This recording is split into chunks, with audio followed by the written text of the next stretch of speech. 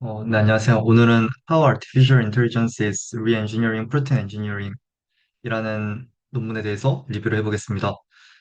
사실 잘 아는 분야는 아니기도 하고, 그리고 리뷰 논문이어서 조금 그 설명하는 과정에서 정보가 조금 불확실한 부분, 잘못된 부분이 있을 수도 있는데, 그러면 약간의 수정을 감안해서 들어주시면 감사하겠습니다. 네, 그래서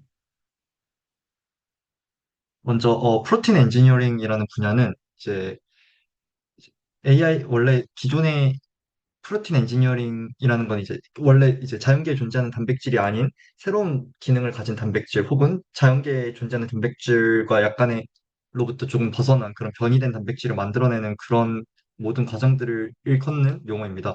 그런데 이제 과거에는 이제 프로틴 엔지니어링의 방식이 이렇게 두 가지로 구분할 수 있었죠. 먼저 다이렉 Directed Evolution이라는 방식과 Computational Protein Design이라는 방식으로 나눠볼 수 있었습니다. 먼저 D는 이제 여러 시행착오를 통해서 계속 반복적인 시행착오를 거쳐서 특정 우리가 원하는 특성, 단백질의 특성, 예를 들어서 열에 대한 안전성이라던가 아니면 효소로서 기능을 더 잘하는 단백질이라던가 이런 식의 목적에 맞춰서 목적을 설정하고 그 목적에 맞게 단백질이 만들어질 수 있도록 여러 시행착오를 거치는 과정입니다. 이게 꼭 자연 선택 과정과 유사하다고 생각돼요. 이제 D라는 이름이 붙었습니다. 반대로 이제 컴퓨테이셔널 프로틴 디자인 같은 경우에는 어떤 생물리학적인 모델을 하나 정해놓고 그 모델을 이용해서 이제 저희가 원하는 단백질을 만들어내는 그런 식의 과정을 CPD라고 불러왔습니다. 이제 핵심은 그 AI 시대가 되면서 특히 생성형 인공지능의 등장과 그리고 그 발전이 계속 이어지면서 이러한 CPD와 그리고 D와 같은 예전의 그런 단백질 엔지니어링 방법들이 구분이 모호해지고 있다는 점입니다. 그래서, 네. 그러면 이제 어떻게 이 AI가 그 단백질 엔지니어링 분야에 접목이 되느냐, 이거를 살펴봐야 되겠죠. 먼저 AI의 등장에 의해서 프로틴 엔지니어링은 훨씬 더 이전보다 더 효율적인 그 서칭이 가능해졌습니다. 방대한 데이터베이스를 기반으로 해서 이제 훨씬 더 빠르고 그리고 값싸게 어떤 단백질의 특성 같은 것들을 예측한다거나 이렇게 될 수 있어진 거죠. 네. 그래서 이 논문에서 다룰 것도 그러면 어떻게 이 생성형 AI가 단백질 엔지니어링 분야에 접목되어서 우리가 원하는 단백질 서열을 결국에 만들어낼 수 있느냐 이거에 대해서 좀 알아볼 예정입니다. 다양한 그런 방법론적인 것들을 좀 알아볼 예정입니다. 네, 그래서 문제 핵심은 결국 저희가 이 단백질 엔지니어링에서 추구하는 궁극적인 목적은 어떤 기능을 갖춘 그러니까 단백질의 아미노산 서열을 찾아내는 게 저희의 목적입니다. 새로운 자연계에 존재하지 않는 그런 새로운 단백질의 이런 이제 아미노산 배열 같은 거를 알아내는 것이 저희의 궁극적인 목표입니다. 그리고 이제 후술할 여러 가지 방법들은 그 어떻게 하면 그리고 그걸 이제 네, 어떻게 하면 얻어낼 수 있느냐 이거에 대해서 이 방법들에 대해서 소개를 할 예정이고요. 여기서 이제 S라는 문자를 좀 기억해 두면 좋겠습니다. S가 아까 말했던 그런 아미노산의 서열을 이제 의미합니다. 그리고 이 펑션 S라는 거는 어떤 이 생성형 인공지능이 되겠죠. 그런 인공지능을 거쳐서 우리가 원하는 그런 시퀀스를 얻어내는 과정을 이제 FS라고 정의를 하고 있습니다. 네. 그래서 네, 그렇기 때문에 이제 그러니까 우리가 어떤 아미노산 서열을 구한다는 거는 이 확률 분포 S 학습된 데이터를 기반으로 한 확률 분포 상으로부터 어, 어떤 아미노사를 추출하는 그런 샘플링 과정으로 볼 수 있습니다. 이때 여기 파이티라는 거는 그 샘플링 과정, 이제 인공지능 학습 과정 중에 계속 업데이트되는 그런 파라미터를 의미하는 거고요. 네. 그렇게 해서 이제 어떻게 하면 더 핏한, 그러니까 우리의 목적에 맞는 그런 단백질의 서열을 구할 수 있는가? 그게 되게 중요하겠죠. 그렇기 때문에 이제 사전 지식이라는 개념이 등장하는 이유가 이러한 이유 때문입니다.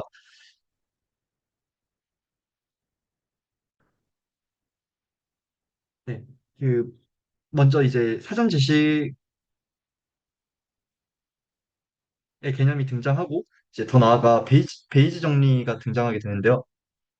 이 베이지 정리라는 거는 이제 저희가 고등학생 때 봤다시피 어떤 조건부 확률의 개념입니다. 네, 저희가 여기서 궁극적으로 구하고 싶은 건 앞서 말했듯이 어떤 특성, 어떤 조건을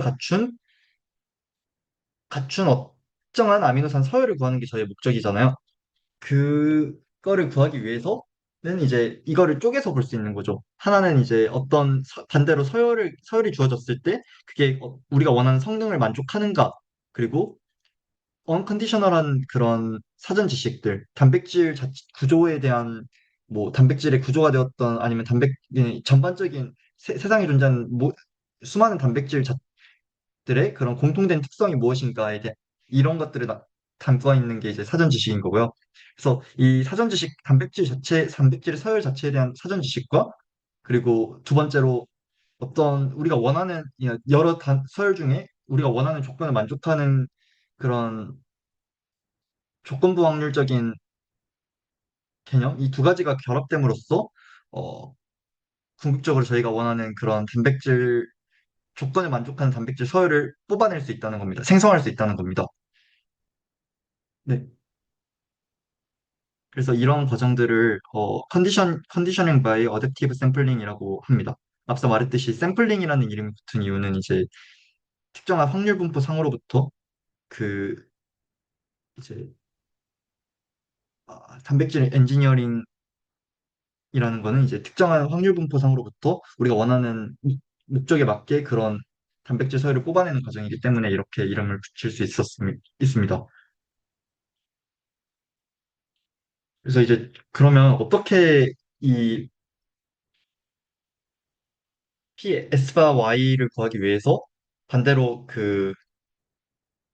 구할 것이냐, 이거에 대한 세 가지 방법론을 설명하겠습니다. 첫 번째 방법은 이 가장 직관적인 방법이고, 베이크인 방식이라고 불리는 겁니다. 따로 이제 베이스 정리를 쓰지 않고, 그냥 여러 가지 우리가 원하는 뭐 열 안정성, 단백질의 열 안정성, 효소 활성 정도, 뭐 아니면 아니면 뭐 산에 대한 안정성 이런 등등의 여러 가지 특성이 있지 않습니까? 이런 것들을 주어주고 그 조건을 갖춘 특정 아미노산 서열을 곧바로 구해내는 그런 방식을 베이크인 방식이라고 합니다. 즉 트레이닝 과정부터 이미 모델의 생성이 이루어진다라고 볼 수 있는 거죠. 문제는 이제 이게 모델을 계속 업데이트 하는 과정이 되게 비효율적이라는 점입니다. 왜냐하면 새로운 어떤 우리가 원하는 조건이 생겼을 때 그 조건을 추가하는 과정이 되게 쉽게 그냥 하나씩 추가하는 게 불가능하기 때문이죠. 이미 이렇게 수많은 조건들을 묶어가지고 그거를 다 만족하는 그런 S를 찾는 거기 때문에, 네, 그런 과정에 있어서 새로운 변수가 추가되었을 때 대응하기가 어렵다는 단점이 있습니다. 반면에 이제 플러그 앤 플레이라는 두 번째 방식이 소개되는데 이건 이제 전형적인 베이지 정리에 기반한 것입니다. 베이지 정리 앞서 설명했듯이 저희가 원하는 건 이제 조건을 만족하는 단백질의 서열을 찾는 거고요. 이건 이제 이런 식으로 표현할 수 있죠. 이런 식으로. 그리고 이 식상에서 분모는 다시 이렇게 뜯어볼 수 있습니다. 즉 어떤 단백질 자체에 대한 언컨디셔널 모델, 즉 수많은 단백질 이제 PDB 이제 데이터베이스 상에 존재하는 여러 서열들을 그냥 특정한 조건 없이 그러니까 조건 없이 그대로 학습한 그런 모델과 또 이제 그 어떤 아미노산이 주어졌을 때 그것이 조건을 만족하는지에 대한 확률적인 모델 이 두 가지를 결합하면 우리 이제 생성형 AI를 이용해서 우리가 원한 어떤 조건에 부합하는 아미노산 서열을 샘플링할 수 있다. 이렇게 정리를 해볼 수 있습니다. 자, 그래서 이제 그거에 대한 그림이 이렇거든요. 먼저 펜 프로틴 제너레이티브 모델이라는 거는 그냥 쉽게 말해서 데이터베이스에 존재하는 많은 그냥 모든 그런 단백질 서열 정보를 학습한 그런 모델입니다. 이제 반대 그리고 또 프레딕티브 모델이라는 거는 어떤 단백질이 주어졌을 때 그것이 우리가 원하는 뭐 성능, 여기서는 지금 형광색이거든요. 수많은 단백질 후보들이 있지 않습니까? 그 후보들 중에서 우리가 뭐 10의 밝기를 내는 단백질을 몇 개가 있느냐 이런 것들을 나타내는 확률 모델이 이제 프레딕티브 모델입니다. 여기 보시면은 서열이 주어졌을 때 조건 만족하는지에 대한 확률 모델이라는 거죠. 그래서 이거 두 개를 이제 곱한 것이 것과 이제 우리가 궁극적으로 얻고자 하는 컨디셔널 제너레이티브 모델 for design, 즉 샘플링의 대상이 되는 그런 모델 사이에는 이 비례관계가 성립된다라는 겁니다.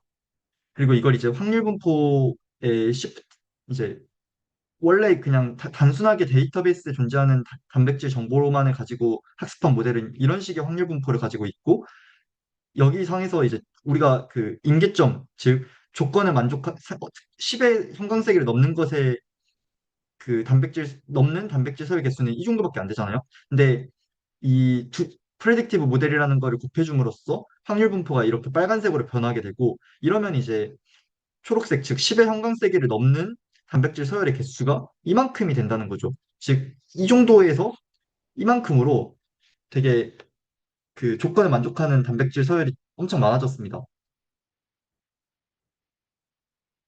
샘플링을 했을 때 정확도가 높아진다는 거죠. 목적에 맞게 샘플링할 수 있게 됐다는 거죠. 그렇다면, 근데 문제는 이 디노미네이터를 구하는 게 사실 가능한 모든 단백질의 서열 정보가 포함되어야 진짜 정확하게 그러니까 값을 구할 수 있지 않습니까? 근데 그게 현실적으로 불가능하기 때문에 어떻게 하면 이제 근사를 쓰곤 하는데 근사와 근사의 관점이 아닌 아예 새로운 관점에서 이 샘플링 단백질 샘플링을 하는 새로운 방법을 생각해 볼 수 있습니다. 그게 이제 세 번째로 말하는 언더플라이 컨디셔닝이라는 건데 얘 같은 경우에는 새로운 생성형 모델을 이제 학습시킬 필요가 없습니다. 그냥 그저 이제 샘플링 프로세스 자체를 우리가 원하는 방향으로 가이드만 하면 되는데요. 어, 그게 가능한 이유는 이 온더 플라잉 컨디셔닝 메소드의 경우에는 단순하게 그냥 이 프레딕티브 모델이 아니라 프레딕티브 모델의 그레디언트를 이제 추정하기 때문입니다.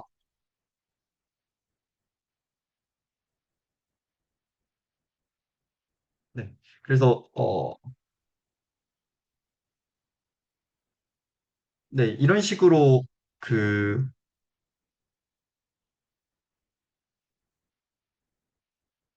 네, 여기서 일단 그 언컨디셔널 모델은 그대로 존재하는데 이제 두 번째 정보의 경우에는 그 그레디션 이제 그레디언트가 되었다는 게 중요합니다.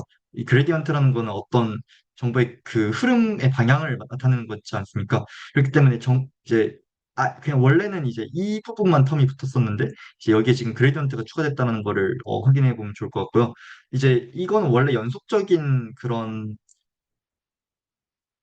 스테이트 스페이스인데 문제는 이제 아미노산 서열 같은 경우는 20가지로 한정되어 있습니다. 디스크리트한 밸류입니다. 그렇기 때문에 이런 디스크리트 베리어블이 컨티뉴어스 스테이트 스페이스로 되게끔 이제 릴렉스 해주던가 아니면 뭔가 그 이러한 네, 레이트 매트릭스라는 뭔가 다른 방법을 이용해서 이렇게 음, 네, 이런 디스크리트 베리어블이라는 점 한계를 극복할 수 있습니다. 극복해서 온더 플라잉 컨디셔닝을 진행할 수 있습니다. 네, 이렇게 세 가지의 그 컨디셔닝 스트래티지를 살펴봤는데, 이 세 가지 모두 결국에는 좋은 양질의 데이터를 이용해서 학습을 해야 된다라는 게 중요하다는 걸 알 수 있겠죠. 네, 그거를, 그렇습니다. 결국에 이제 그리고 또 다른 한계로 이제 기존에 주어지는 데이터들을 가지고 자연계에 존재하는 단백질 데이터가 데이터베이스에 등재되어 있을 것이기 때문에 그걸 가지고 학습하는 거지 않습니까? 그렇기 때문에 어떻게 보면 좀 그 빠져나오고 싶어도, 그러니까 완전히 자연계에 존재하지 않는 단백질을 만들어내고 싶다 한들, 실제로는 사실상은 그냥 그런 자연계의 단백질과 영향을 어느 정도는 받는 단백질이 만들어진 단백질을 뽑을 수밖에 없다라는 좀 한계가 있습니다. 아무튼 이런 게 이제 컨디셔닝 메소드였고요. 그러면 이제 실제로 좀 더 실용적인 이제 실제 사례의 관점에서 어떻게 그 AI 생성형 AI가 단백질 엔지니어링이라는 분야에서 적용되고 있는지 좀 그 활용 사례들을 살펴보겠습니다. 뭐 디노버 디자인이라고 하는, 즉 어떤 완전히 알려지지 않은 그런 단백질로부터 뭔가 새로운 단백질을 만들어내는 시도를 하는 방식을 이제 디노버 디자인이라고 하고, 반대로 이미 알려진 단백질로부터 뭔가 조금씩 다듬어가면서 새로운 단백질을 갖추도록 변형을 하는 그런 과정을 리디자인 어프로치라고 하는데, 핵심은 요지는 이제 이런 두 가지의 방식이 구분이 어려워지고 있다는 점입니다. AI가 계속 고도로 발달함에 따라 구분이 어려워진다는 건 이제 점에서 사용되고 있다는 뜻이기도 하죠. 네, 그래서 먼저 살펴볼 거는, 패밀리 스페시픽 제너레이티브 모델과 팽 프로틴 시퀀스 제너레이티브 모델의 차이를 살펴볼 겁니다. 먼저 패밀리 스페시픽 이 둘의 차이는 결국에 PS를 어떻게 구하느냐, PS의 학습 대상이 되는 데이터가 무엇이냐의 차이입니다. 먼저 패밀리 스페시픽은 이름에서 알 수 있듯이 이 PS의 학습 대상이 되는 데이터가 좀 비슷한 기능을 갖는 단백질들로 좀 한정이 돼 있어요. 비슷한 계통의 단백질들. 뭐 예를 들어서 A라는 단백질이 있으면 A 프라임, 뭐 A 프라임, 더블 프라임, 뭐 3 프라임 이런 식으로 A라는 단백질에 약간의 조금씩 변형된 그런 베리언트들만 좀 모아놓은 그런 집합을 가지고 학습을 한 게 패밀리 스페시픽 제너레이티브 모델입니다. 그리고 그걸 이용해서 이제 뭐 생성을 하던 하겠죠. 근데 이제 반대로 펜 프로틴 시퀀스 제너레이티브 모델이라는 거는 아예 그냥 데이터베이스에 존재하는 모든 그 서열을 가지고 하나의, 그러니까 방대한 데이터를 가지고 PS를 구축하는 겁니다. 이러면은 이제 이 패밀리 스페시픽 제너레이티브 모델은 사전 지식 모델인 즉 PS가 약간의 편향이 있습니다. 뭔가 저희가 컨디셔닝을 준 건 아닌 언컨디셔널 모델이지만 어찌됐든 A라는 단백질의 가족통을 가지고 학습을 시켰기 때문에 A라는 단백질의 특성이 어느 약간의 높게 됩니다. 반면에 펜프로틴 시퀀스 제너레이티브 모델 같은 경우에는 그런 뭔가 A라는 단백질의 계통들과 뭐 B라는 단백질의 계통들 이런 식의 무수히 많은 단백질들의 공통된, 그러니까 그것들을 가지고 이제 학습을 시키기 때문에 약간 뼈대가 좀 더 선명해, 좀 더 브로드한 게 이제 좀 잡힌다라고 할 수 있겠죠. 언바이어스 될 수 있다라고 볼 수 있습니다. PS 자체가요. 둘 다 PS를 구하는 과정이긴 합니다. 뭐, 네.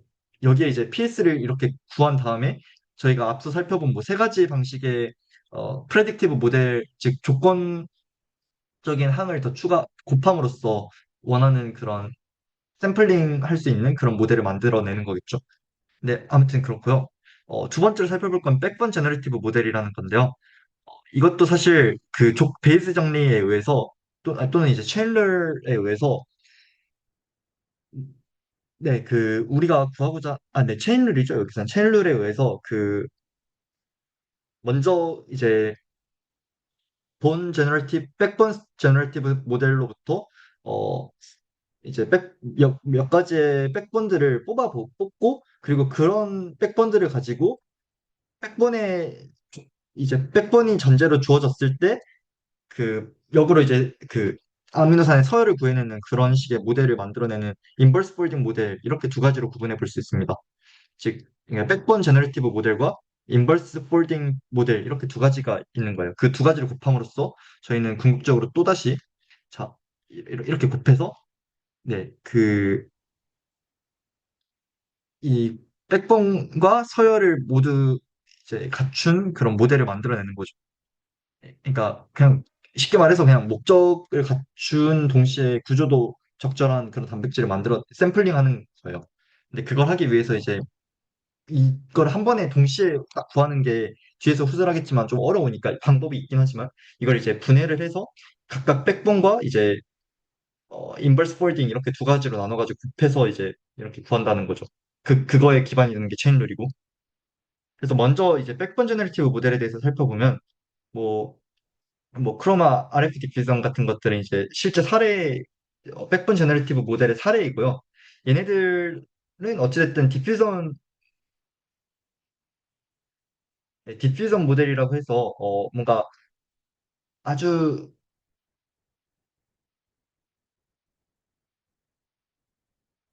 이, 어, 네. 그냥 이제 노이즈로부터, 노이즈 디스트리뷰션으로부터 샘플링을 시작하는데, 그 그레디언트 이제 점점 이제 노이즈로부터 시작하지만 점점 이 과정이 진행됨에 따라서 그 노이즈로부터 출발을 한 것들이 이제 점점 구조를 갖춰서 구조로서 자리 잡아가는 그런 식의 설명입니다.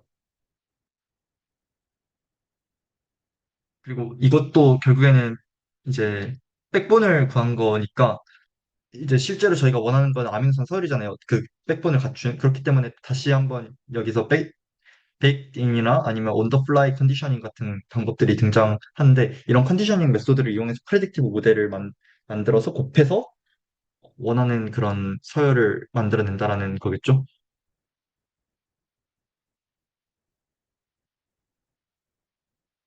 여기서는 이제 백본을 그렇게 만들어냈을 때 그게 얼마나 잘 만들어진 백본이냐 이거를 어떻게 평가할 것인가에 대한 건데요.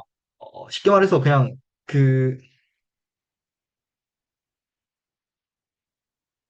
다시 이제 결국에 그렇게 추출해낸 그런 샘플링한 백본들을 다시 인버스 폴딩에 넣어서 아미노산 서열을 만들어낼 거잖아요. 그럼 다시 그 아미노산 서열을 스트럭처 프레딕션 모델, 뭐 알파폴드 2라던가 그런 이제 예측 모델이죠. 구조 예측 모델, 구조 생성 모델이 아니라 거기에 넣어보면서 넣었을 때 얼마나 이 자연계, 그러니까 이제 그러니까 구조가 잘 만들어지느냐 이걸 토대로 이제 그런 지표를 토대로 평가를 해볼 수 있는 거죠. 잘 되었다, 안 되었, 이제 백번이 잘 만들어졌다, 안 만들어졌다라는 거를.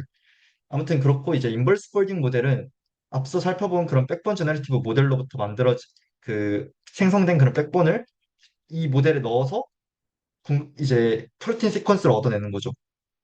그런 과정이고, 뭐, 프로틴 MPN은 뭐 아니면 ESM IF1 이런 식의 실제 사례들이 있습니다. 예, 여기서는 이제 인버스 폴딩의 또 문제점을, 그러니까 약점을 하나 살펴봐야 되는데요.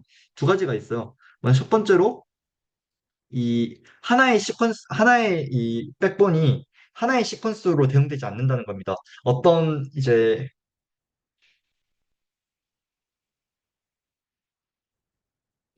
이제 단백질의 구조는 왜냐면 끊임없이 변할 수 있기 때문이죠. 이제 멀티플 컨포메이셔널 스테이츠를 갖기 때문이고, 어, 네, 같습니다. 그렇기 때문에 하나에 대응되는 그러니까 시퀀스와 스트럭처가 쉽게 말해서 1대1 관계가 아니라 매니 투 매니의 대응 관계를 가지고 있다는 거예요. 세컨드도 되게 비슷한 말인데, 비슷한데 이제 네, 각 스트럭처, 백번을 만들어낼 수 있는 시퀀스가 여러 개가 존재한다는 건데, 어쨌든, 인버스 폴딩 모델은 여러 개의 서열 다양성을 무시하고, 하나의 그런 서열을 찾아내야 되는 거잖아요. 가장 적합한. 그게 약간의 정보의 손실이 발생할 수 있고, 다양성의 손실이 발생할 수 있기 때문에 약간의 약점이라고 볼 수 있는 겁니다. 아무튼 그렇기 때문에 네 그렇고요. 그러면 이제 인버스 폴딩 모델의 그 성능을 어떻게 측정할 건가? 사실 성능을 측정하는 게 되게 어렵다고 합니다. 이제 두 가지의 접근법을 제시하는데 먼저 시퀀스 리커버리 레이트는 이름과 같이 얼마나 뭐 그냥 특정 백번이 주어졌을 때 아민 선설이 잘 복원되느냐 이거를 나타낸 거고요. 두 번째는 이제 리폴딩 스코어는 이제 약간 앞서 잠깐 언급했는데 이제 인버스 폴딩 모델을 거쳐서 만들어낸 시퀀스를 다시 스트럭처럴 프레딕터에 넣었을 때 얼마나 이 구조가 잘 형성이 되느냐 이거를 이제 보는 게 리폴딩 스코어입니다. 다시 말 그대로 접는다는 뜻이죠. 우리가 생성해낸 그런 아미노산 서열을 가지고 네 그렇고 이제 조인트 제너레이션 오브 시퀀스 앤 스트럭처라는 거는 앞서 살펴본 그런 샘플링 스트래티지는 이 두 개를 따로따로 구해서 PSB와 PB를 따로따로 그 모델을 따로 만들어서 그걸 곱해가지고 원하는 구조를 만들 수 있는 그런 서열을 만들어냈잖아요. 근데 이걸 이제 한 번에 그냥 이 조건부가 아닌 아예 그냥 조인트를 구하는 조인트 모델 자체를 이용할 수 있는 게 있는 그런 모델도 있습니다. 그걸 이제 오락천 모델링 어프로치라고 하는데요. 아예 이제 3차원 공간 속에서 그 아미노산, 그러니까 단백질을 이루는 모든 원자들의 위치 정보를 한 번에 이렇게 딱 찍어내는 거예요. 네, 그냥 듣기만 해도 엄청 어렵죠. 네, 어려울 것 같죠. 네, 실제로 아직 약간의 챌린징이 많이 있다고 합니다.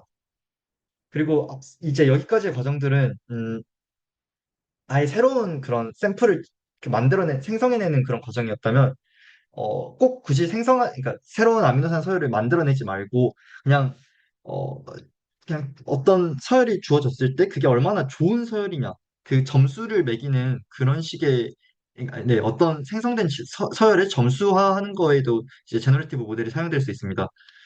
네, 그래서 그걸 이제 제로샷 프레딕션이라고 합니다. 한다고 하네요. 네, 그렇고요.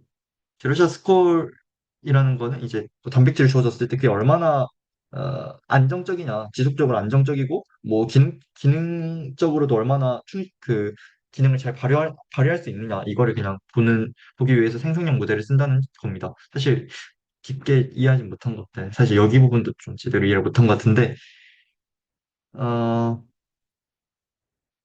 네, 여기서 핵심은 결국에 이제 그거였던 것 같아요. 단백질 정보가 단백질 라이브러리를 만들어야 그걸 가지고 이제 뭔가 특정 기능을 갖는 그런 단백질을 찾아낼 수 있다. 뭐 이런 식의 내용이었는데 사실 죄송합니다. 잘 이해를 못했네요. 네. 이제 조금 넘어가서 그러면 뭐가 현재 이 단백질 엔지니어 이제 생성형 AI를 이용한 단백질 엔지니어링 분야에서 쉽고 어렵냐 이거를 살펴보면 일단 이 생성형 AI 덕분에 그리고 되게 그 데이터의 양이 빠르게 많아지고 있는 그런 PDB 덕분에 노동 일일이 이제 수작업으로 그 특정 구조를 만족하는 서열을 찾는 그런 작업들에 들어가는 비용이나 시간 같은 걸 좀 많이 획기적으로 단축시킬 수 있게 되었죠. 하지만 약간의 한계로는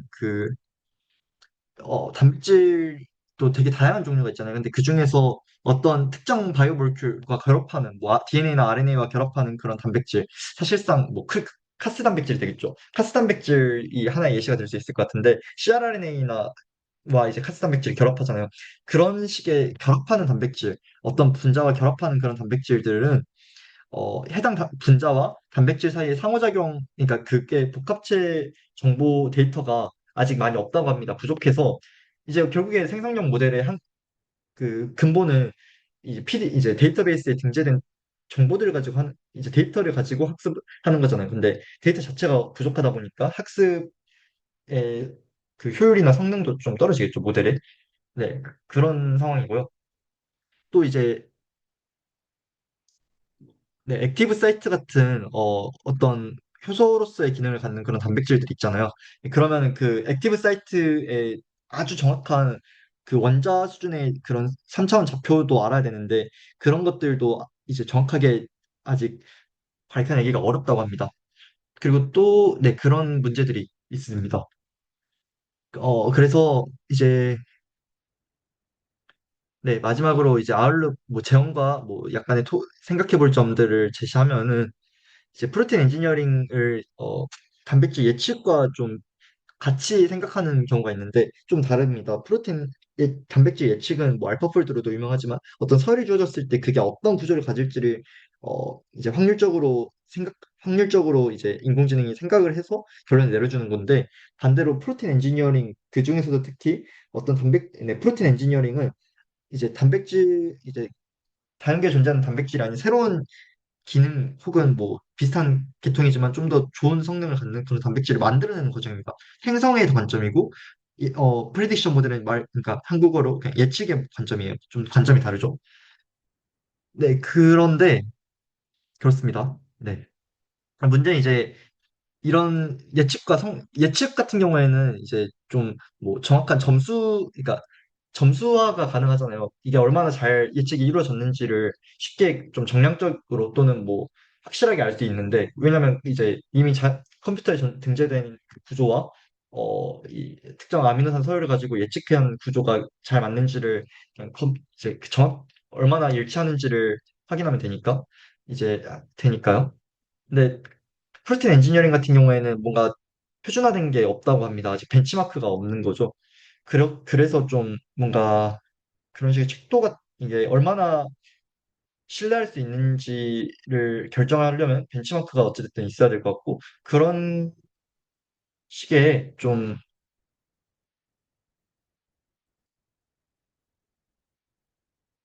네, 그런 부분에 있어서 발전이 이루어져야 된다라고 주장하면서 이 논문이 끝났습니다. 사실 이런 발표 형식의 논문 리뷰이기도 하고, 제가 이쪽 분야를 솔직히 잘 모릅니다. 그래서 좀 많이 부족했는데, 네, 이렇게 첫 번째 저널 리뷰를 진짜 많이 부족하다고 느끼는데, 네, 이렇게 마무리해 보겠습니다. 다음번에는 이제 리뷰 논문이 아니라 리서치 논문이 될 거고, 리서치 논문을 가지고는 좀 더 이런 식으로는 말을 못 하진 않을 것 같아. 네, 다음번에 뵙겠습니다. 네, 수고하셨습니다.